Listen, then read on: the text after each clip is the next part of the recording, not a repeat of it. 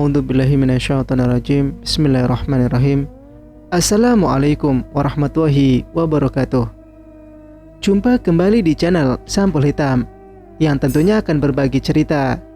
Dan untuk cerita kali ini masih akan melanjutkan kisah yang sebelumnya yang berjudul Gagal Jadi Tumbal.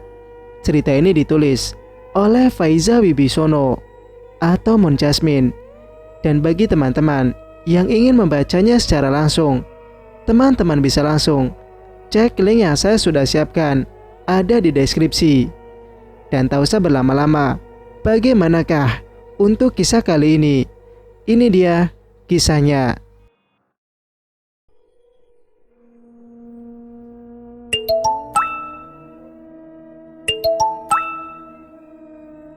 Terdengar dering dan getar ponsel di nakas sebelah ranjang. Begitu kulihat, ternyata itu panggilan WA dari Mas Kamil.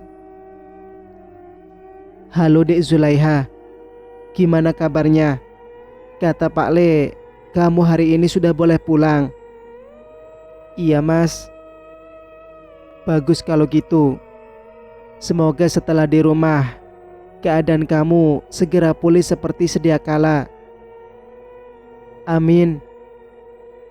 Kamu gak pengen dikirimin paket apa atau apa sama Mas Dek? Enggak Mas, gak usah. Mas kemarin udah transfer uang sebanyak itu. Saya gak pengen ngerepotin Mas lagi. Kalau kamu udah beneran sembuh, nanti Mas pastikan akan segera datang ke Lamongan buat ngelamar kamu Dek. Iya Mas.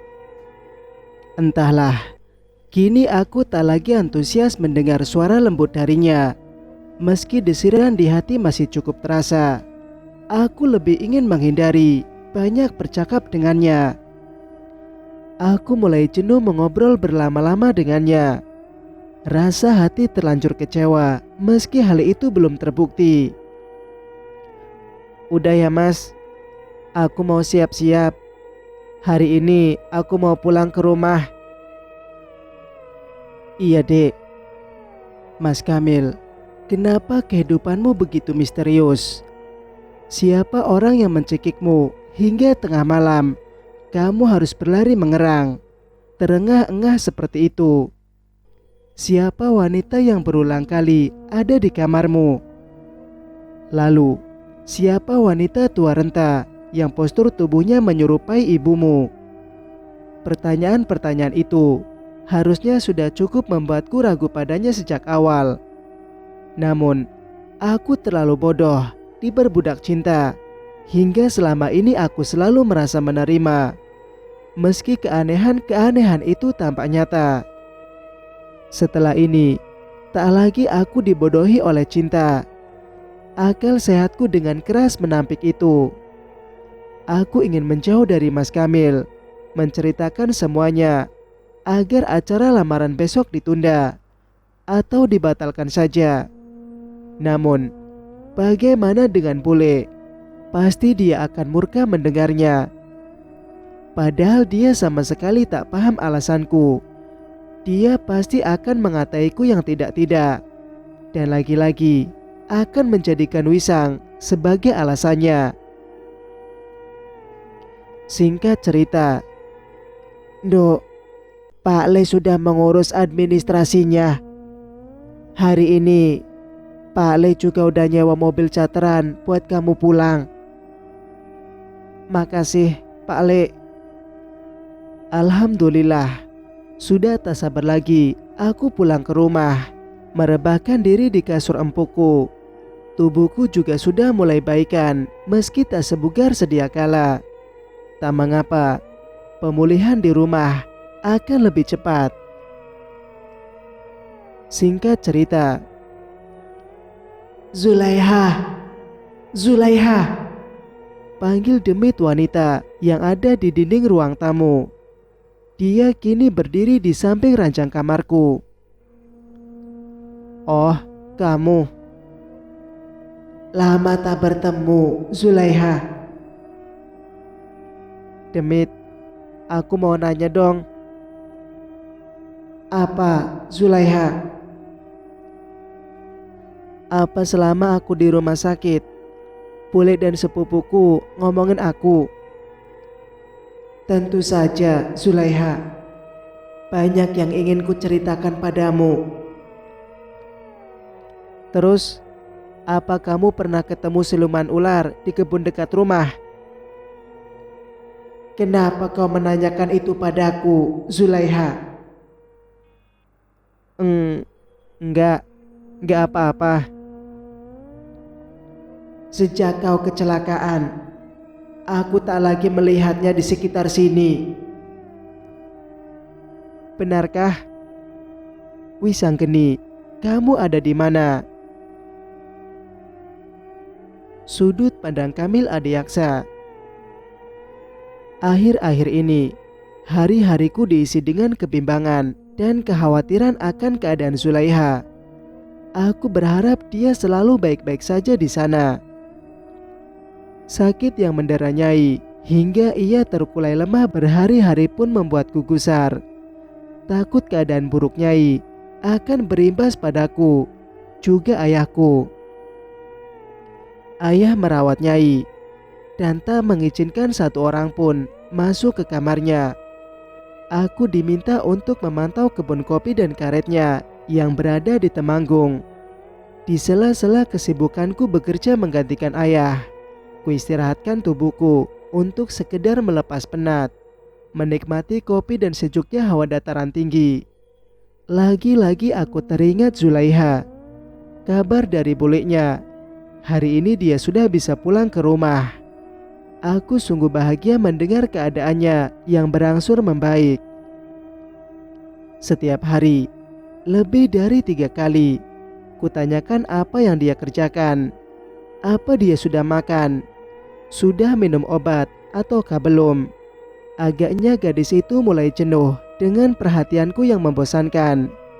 Hingga dia tak seantusias kemarin ketika membalas pesan atau menerima telepon dariku. Tak mengapa, bagaimanapun sikapnya padaku, dia berhak melakukan itu. Aku akan tetap mempertahankan rasa ini padanya dan tak akan kubiarkan pudar. Zulaiha, tunggulah aku. Aku akan berusaha sekuat mungkin melepaskanmu dari Nyai. Kita akan bahagia bersama, Zulaiha. Hanya itu inginku.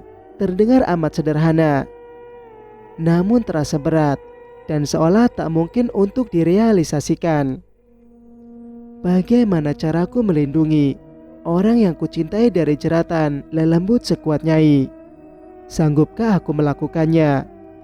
Memikirkan itu membuat kepalaku mendadak pening. Saat ku mulai menyeruput kopi dan berlanjut menyalakan rokok yang sudah ada di bibir, tiba-tiba terdengar suara pria memanggilku. Kamil.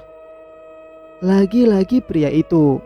Dia yang hampir saja berkelahi denganku beberapa hari lalu.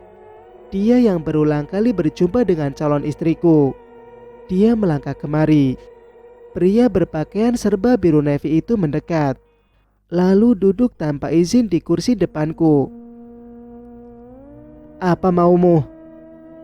Tanyaku tegas. Apa maumu? Tanyaku tegas, seperti hendak bertarung dengan rivalku. Takkan kubiarkan pria ini menjadi penghalang antara aku dengan Zulaiha. Tatapanmu seperti menyimpan dendam kesumat padaku, Kamil. Salahku apa terhadapmu? Tanya pria itu dengan entengnya. Salah. Kamu mengganggu wanita yang jelas-jelas sudah memiliki calon suami. Kamu mengusikku tiba-tiba seperti ini. Apa maumu sebenarnya? Tenangkan dirimu, Kamil. Aku hanya ingin mengatakan sesuatu yang perlu kamu dengar. Apa? Katakan. Wanita yang kau panggil ibu itu, dia adalah jelmaan lelembut. Separuh dari raganya manusia, namun jiwanya terkurung oleh bangsa jin. Dari mana kamu tahu tentang hal itu? Katakan, siapa dirimu sebenarnya? Tak perlu kukatakan siapa diriku yang sebenarnya padamu, Kamil. Karena itu tak menguntungkan dan tak berimbas apapun bagimu. Lalu, kenapa kamu paham tentang ibu angkatku hingga sedetail itu? Kamil, apakah kau ingin bertekad lepas dari jeratnya dan hidup selayaknya manusia? Hidup bahagia, membina cinta, mencicipi manisnya alur kehidupan yang manusiawi. Tidakkah kamu menginginkannya, Kamil? Tentu saja aku ingin. Tapi apa, Kamil? Kamu tak sanggup begitu saja lepas enaknya dan meninggalkan kenikmatan semu yang kamu rasakan selama ini. Dek, kalimatnya barusan sontak membuatku seolah terhantam kada. Bagaimana kamu bisa tahu akan hal itu? Cukup, Kamil. Tak perlu kamu tanyakan itu lagi padaku. Tak perlu aku menjawabnya. Aku hanya ingin membantumu. Jika kamu benar-benar ingin lepas dari jerat lelembut. Benarkah? Kamu tahu caranya? Apa alasanmu ingin membantuku? Tak mungkin kamu tak menginginkan hal itu tanpa imbalan, kan? Tidak. Kamil, jangan menerka terlalu jauh. Sekarang, bayangkan saja apa yang akan terjadi padamu dengan Zulaiha seumpama dia tahu apa yang selama ini kamu lakukan. Gadis itu sangat mencintaimu. Bahkan dia buta dari hal apapun yang berkaitan dengan keburukanmu. Apakah kamu sanggup membiarkan dia terluka dan membencimu selamanya? Aku menggeleng berulang kali, membayangkan hal buruk itu terjadi. Tidak, aku sama sekali tak ingin Zulaiha mengetahui rahasia kelamku selama ini.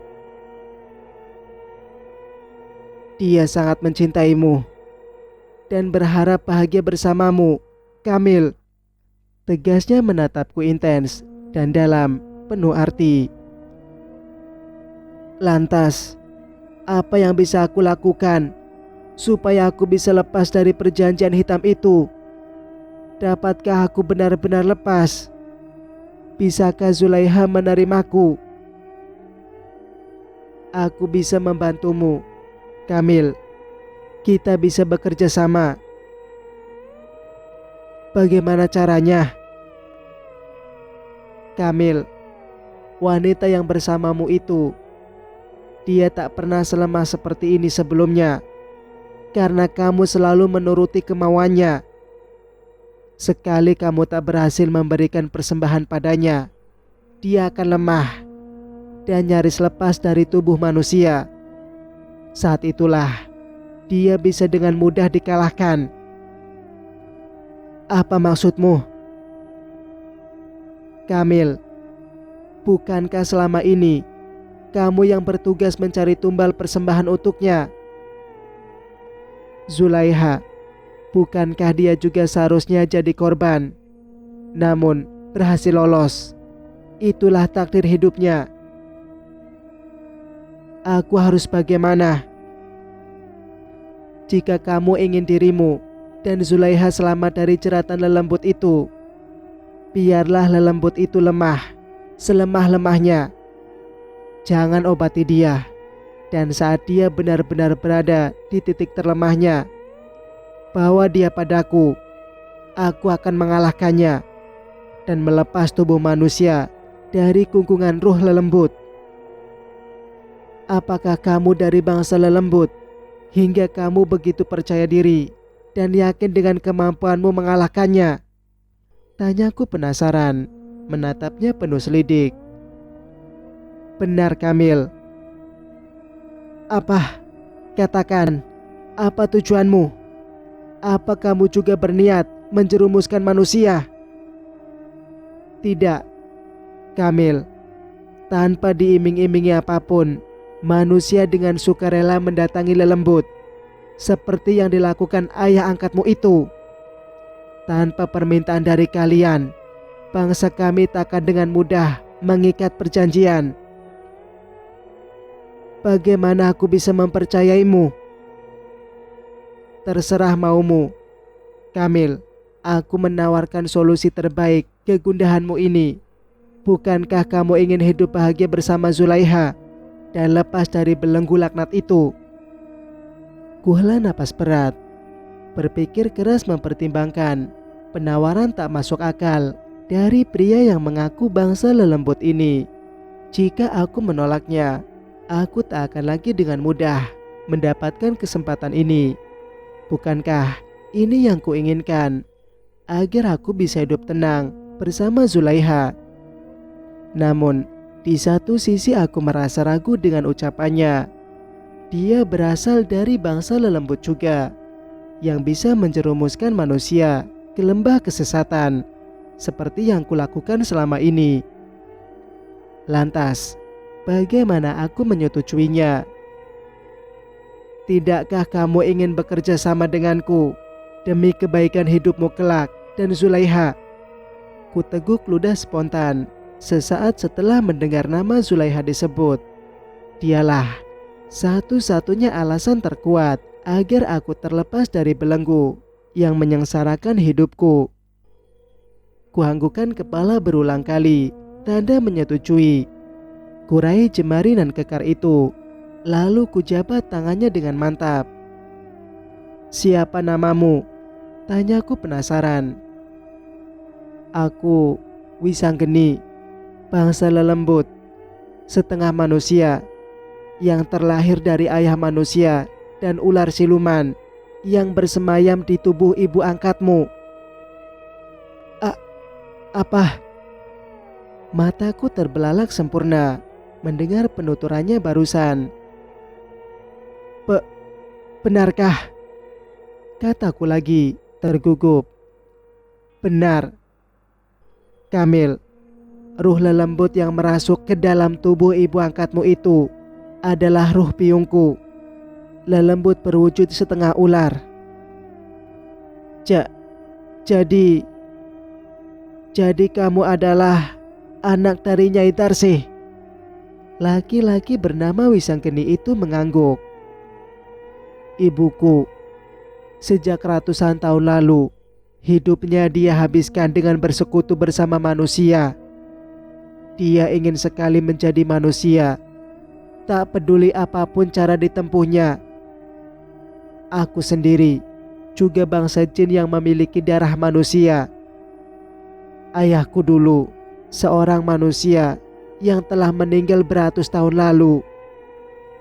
Berarti setengah dari tubuhmu adalah manusia. Wujud ularku dapat dilihat manusia, Kamil. Aku dapat menyerupai seperti kalian, karena ibuku adalah bangsa jin dan ayahku manusia. Aku terlahir seperti layaknya jin. Berbeda jika ibuku manusia. Kuteguk ludah berulang kali sembari menggelengkan kepala. Kamu ingin mengalahkan ibumu sendiri dan melenyapkannya? Tanyaku penasaran. Kami akan lenyap bersama.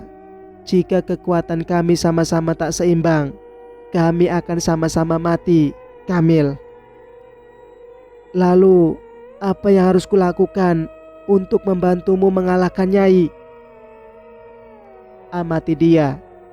Saat di titik terlemahnya, bawa ke hutan karet milik ayahmu yang ada di pelosok dan jauh dari manusia. Jika ruh ibumu bisa lepas, apa yang akan terjadi pada tubuh nenek itu? Bukankah tubuh wanita itu terlalu renta, Kamil? Dia sudah seharusnya kembali ke alam baka. Aku tidak ingin dikatakan sebagai pembunuh ibuku sendiri. Tenanglah, Kamil. Lakukan saja tugasmu dengan benar. Bujuklah ayahmu agar kau diizinkan membawa tubuh ibu angkatmu Aku menunggumu, Kamil. Aku mengangguk, meski hati diliputi keraguan yang teramat hebat. Bagaimana caranya agar ayah bersedia melepas Nyai? Itu tak akan mudah. Selama ini ayah sangat melindungi Nyai. Aku akan membakar gudang milik ayahmu di sini. Kau, kembalilah ke rumah. Kabarkan ini secepatnya, agar ayahmu panik dan bergegas kemari. Pertemuanku dengan Wisanggeni benar-benar penuh teka-teki. Dia adalah putra dari wujud lelembut Nyai Darsih, yang konon adalah jin berbentuk setengah ular. Kenapa Wisang ingin mengalahkan ibunya sendiri? Lantas, haruskah aku melakukan instruksi darinya? Bukankah itu hal yang sangat berbahaya bagiku?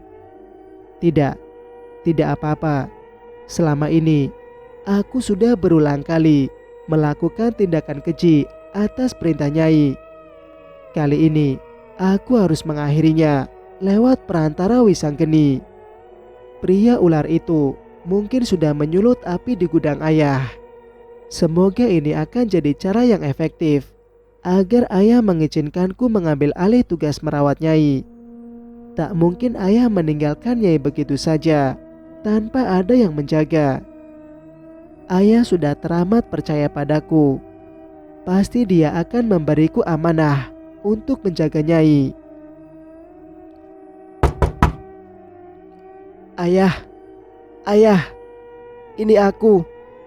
Tolong bukakan pintunya. Ada apa, Kamil? Kenapa kamu tiba-tiba menggedor-gedor pintu dan panik seperti gini? Gudang tembakau di Temanggung, ayah. Gudang itu kebakaran. Aku dapat kabar pas sudah nyampe di rumah ayah. Apa? Bagaimana bisa? Ayah gak bisa ninggalin Nyai gitu aja. Kamil, Nyai masih belum sadar. Tapi ayah harus ke sana. Ayah harus memantau tempat itu. Ayah harus ke sana. Gimana dengan Nyai? Ayah, aku akan menjaga Nyai. Ayah pergilah ke sana. Baiklah. Kamil, ayah akan segera ke sana. Tolong jaga Nyai. Aku mengangguk. Ayah pun bergegas turun dan meminta sopir untuk mengantarnya menuju Temanggung. Rencanaku hampir sukses. Kulihat Nyai masih lelap. Wajahnya amat pucat. Bibir yang biasa merona merah itu kini putih memudar. Beberapa hari dia tak sadarkan diri. Setelah kupastikan ayah telah pergi jauh, ku ambil beberapa botol parfum dari kamar ayah. Ku bopong perlahan Nyai menuju ke bawah. Ku baringkan dia ke mobil dan gegas ku starter menuju kebun karet ayah yang agak pelosok. Kebun karet yang dimaksud oleh Wisanggeni. Beberapa menit perjalananku menuju ke sana. Tak kulihat ada tanda-tanda Nyai sadar sedikit pun. Apakah dia benar akan mati? Apakah ruh lembut yang ada di tubuhnya telah lenyap? Pertanyaan-pertanyaan itu terus mengitari otakku tanpa dapat kutemukan jawabnya. Cerita pun bersambung. Bagaimana menurut pendapat kalian? Jika kalian suka dengan ceritanya, jangan lupa untuk like. Dan bagi yang belum bergabung, silakan untuk subscribe channel ini dan nyalakan notifikasinya agar bisa mendengarkan kelanjutan ceritanya.